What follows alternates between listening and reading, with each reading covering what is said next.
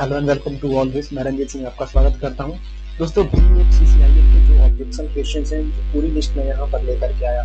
काफी सारे क्वेश्चंस हैं जिनके बारे में लोगों को क्वेरीज है, तो आप देख लीजिए आपको ऑब्जेक्शन करना है या नहीं करना है। मेरी तरफ से कोई ये नहीं है कि आप ऑब्जेक्शन करिए ही, जहाँ जो भी डाउट्स हैं वो डाउट्स मैं लेके आया हूँ, यहाँ तक लोगों को इन सब चीजों में डाउट्स है। तो अगर आपको लगता है कि ये क्वेश्चन गलत है या इसमें ऑब्जेक्शन करना चाहिए तो आप पूरी तरह से करें, ठीक है। उसके मैं यहाँ पर आपको कुछ रिसोर्सेज अवेलेबल करा दूंगा, मैं लिंक दे दूंगा, वहां से आप डाउनलोड कर सकते हैं, ठीक है। तो मेरी ये कोई ऐसी मंशा नहीं है कि मैं आपसे जबरदस्ती ऑब्जेक्शन कराऊं, आपकी मर्जी, आप करिए या ना करिए, पर मैं आपको बता दूं कि किस क्वेश्चन में क्या डाउट है, राइट। तो जो सबसे पहली क्वेश्चन है यहाँ पर ये है 20% increase of price wait and 15% decrease in consumption. ये वाली क्वेश्चन है जिसका आंसर 2% होना चाहिए, तो इसको तो आप फॉर श्योर ही श्योर करें, क्योंकि देखिए आप 20% इसको इंक्रीज करते हैं, 15% डिक्रीज करते हैं और फिर उसके बाद इसको करते हैं 20 इंटू 15/100, तो ये बन के आ जाता है आपका 2%। ये तो आप करिए ही करिए, इसमें तो आपको कोई डाउट नहीं है। अब ये क्वेश्चन है which of the following precaution needs to be taken by female staff. यह एक अगली दूसरी क्वेश्चन है किसी सेशन में, वो है मेल स्टाफ का, वो भी क्वेश्चन है कहीं। तो इस क्वेश्चन का क्या आंसर देना चाहिए? देखिए जो जिन लोगों ने पहला वाला मेल्स वाला आंसर दिया है वो उसे सही मान रहे हैं, जो फ्लावर्स वाला आंसर मारा है उन्होंने उसे वो सही मान रहे हैं। और मुझे नहीं पता कि ये DFCCIL ने आंसर सही दिया है या गलत दिया है, बस ये अंडरस्टैंडिंग की बात है कि किसे कौन सा कितना किस एक्सटेंट तक कौन सा आंसर सही लगता है। तो इसमें ऑब्जेक्शन कर लीजिए, क्या जाता है, पैसा तो लगना है नहीं। अगर DFCCIL अगर आंसर को चेंज करते हैं या जो भी करती है तो ये बेनिफिशियल ही होगा कुछ लोगों के लिए। तो इस क्वेश्चन में भी यही डाउट है कि इस क्वेश्चन की कोई एब्सोल्यूट आंसर्स नहीं है, बस डिपेंड करता है कि कौन किस चीज को फॉलो करता है। अब लड़की के लिए क्या कुछ लोग कह रहे हैं कि लड़कियों के लिए नेल्स काटना मैंडेटरी नहीं है, ठीक है। तो क्या लड़कियों के लिए ऐसे इयररिंग्स वगैरह पहनना क्या ये बुरी बात है? नहीं, वो इयररिंग्स वगैरह पहन सकती हैं। तो थोड़ी क्वेश्चन में ये सब अंडरस्टैंडिंग लॉजिक लगानी है, तो इसके बारे में कुछ कहा नहीं जा सकता कि क्या सही आंसर है क्या नहीं। अगर आपको इसके बारे में PDF चाहिए तो मैंने PDF एक कुछ इस तरह का बना रखा है, मैं आपको दिखाता हूँ। इस तरह के कुछ मैंने बना रखा है, ठीक है। मैंने लिख के एक और क्वेश्चन आने के बाद मैं आपको दिखाता हूँ।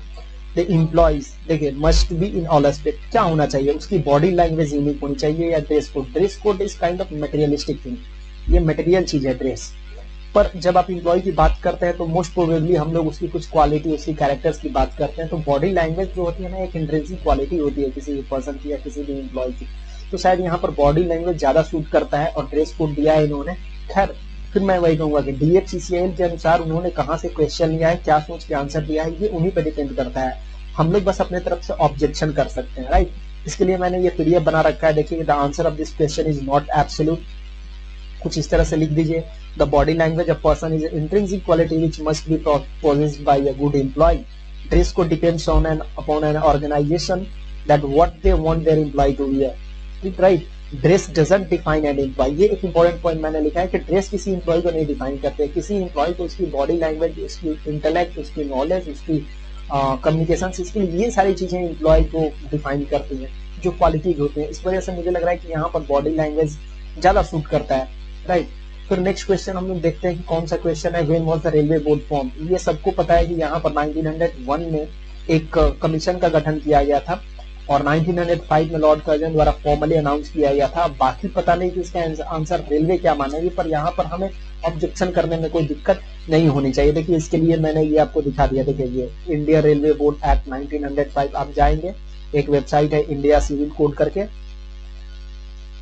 इंडिया सिविल कोड .nic.in, ठीक है। तो ऑथेंटिक वेबसाइट है, क्योंकि .nic.in तो फर्जी लोगों को मिलती नहीं है ये डोमेन, राइट। तो ये डोमेन अगर nic.in की है तो अच्छी वेबसाइट है, सही ऑथेंटिक वेबसाइट है। इंडियन सिविल कोड जाके उस पर सर्च करिएगा, इंडियन रेलवे बोर्ड एक्ट 1905 आपको मिल जाएगा, उसमें ये बोर्ड का गठन हुआ है, ये चीज आपको मिल जाएगी। नेक्स्ट क्वेश्चन देखते हैं हम लोग, ये फ्रीज कोल्ड वेपर का क्या होगा। इसके बारे में मैंने प्रीवियस लेक्चर में, प्रीवियस वीडियो में इनफैक्ट मैंने आपको बताया कि किस तरह से क्या हो सकता है पॉसिबल। अगर यहाँ पर हीट और बॉयल में काफी लोग डिस्कशन कर रहे हैं कि हीट होगा या बॉयल होगा, तो इसके रिगार्डिंग देखिए मैंने एक वीडियो बनाया है, लेकिन पता नहीं क्या आंसर होगा, DFCCIL क्या आंसर एक्सेप्ट करेगी।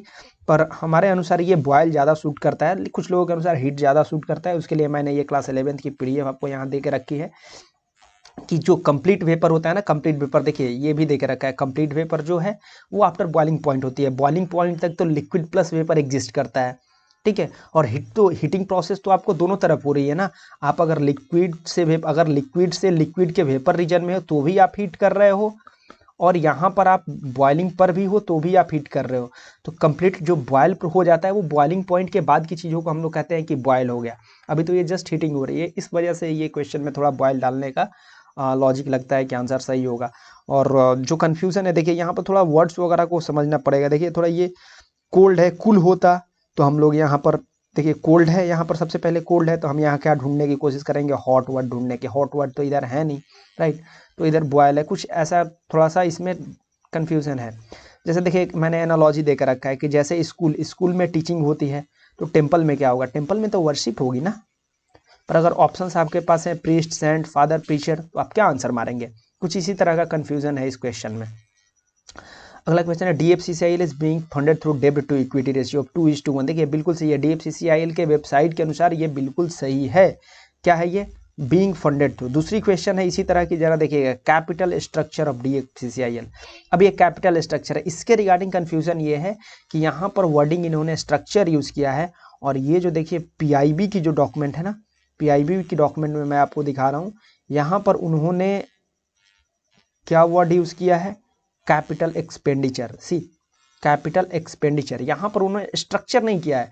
तो कैपिटल एक्सपेंडिचर और कैपिटल स्ट्रक्चर दोनों में काफ़ी ज़्यादा फर्क होता है। अगर आपको डिफरेंस पता करना है तो इन्वेस्टोपीडिया या किसी भी अच्छे वेबसाइट पर जाकर के आप पता कर लीजिएगा कि कैपेक्स क्या होती है, capex which is called capital expenditure, और कैपिटल स्ट्रक्चर क्या होती है, राइट, कैपिटल स्ट्रक्चर क्या होती है। तो इन दोनों वर्ड्स में, और इसका आंसर 3:1 है। तो मेरे हिसाब से इस क्वेश्चन में तो है ना कुछ कन्फ्यूजन, कैपिटल स्ट्रक्चर या एक्सपेंडिचर, तो यहाँ पर आप डाल सकते हैं ऑब्जेक्शन डालने में कोई हर्ज नहीं है। अब ये इंपॉर्टेंट क्वेश्चन है, by the year 2006 how many railway zones were created under railway. ये तो डेफिनेटली इसका आंसर 16 होना चाहिए।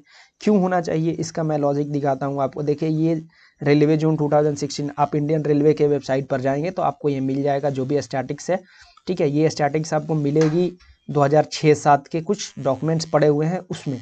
और यहाँ पर आप जब काउंट करेंगे तो आपको 16 का 16 यहाँ पर जोन से मिल जाएंगे। तो इस वजह से इस क्वेश्चन पर तो डेफिनेटली रेज किया जाए ऑब्जेक्शन, जिनको भी करना है रेज करें, और इसका आंसर 16 होना चाहिए। नाउ अगेन ये मेल स्टाफ वाला क्वेश्चन फिर से आया, जिसके बारे में मैंने डिस्कशन कर दिया। Again sole of shoe are treaded to reduce friction. यहाँ पर नहीं, देखिए सोल तो डेफिनेटली यहाँ पर सोल को यूज़ किया जाता है फ्रिक्शन को इंक्रीज करने के लिए, ताकि ग्रिप बन सके। हाँ, अगर सोल खत्म हो गई है, पुरानी हो गई है, तो वो फ्रिक्शन को इंक्रीज कर देगी, एकदम चिकनी हो गई है तो आप गिर जाओगे।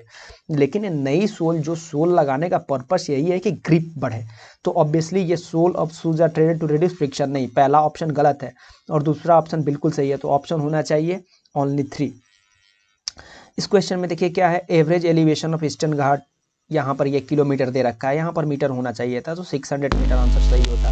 तो इस वजह से इस पर भी क्लेम किया जा सकता है कि ये मीटर और किलोमीटर दोनों में काफी फर्क है, मतलब 1000, ठीक है, 1000 मीटर इज 1 किलोमीटर, तो काफी डिफरेंस है ना। अब कम करेंगे इस पर तो करना ही होगा। एक क्वेश्चन है, what is the main part of the brain, main thinking part of the brain, ये क्वेश्चन है। और ऑप्शन में सेरेब्रम है और साथ ही साथ फोरब्रेन है। तो फोरब्रेन है, देखिए फोरब्रेन के अंदर ही होता है सेरेब्रम, तो इसमें भी कंफ्यूजन है लोगों को, क्योंकि कुछ किताबों में डायरेक्टली लिखा हुआ है यही कि cerebrum is the main thinking part, और कुछ बुक्स में ये लिखे हुए हैं कि forebrain is the main thinking part, जिसकी वजह से कंफ्यूजन है। तो डाल दिया जाए ऑब्जेक्शन, जिनको भी डालना है वो डाल दें, ताकि जो भी इसमें हो वो DFCCIL अपना देख ले, और देखने के बाद जो भी उसको सही लगे वो करे।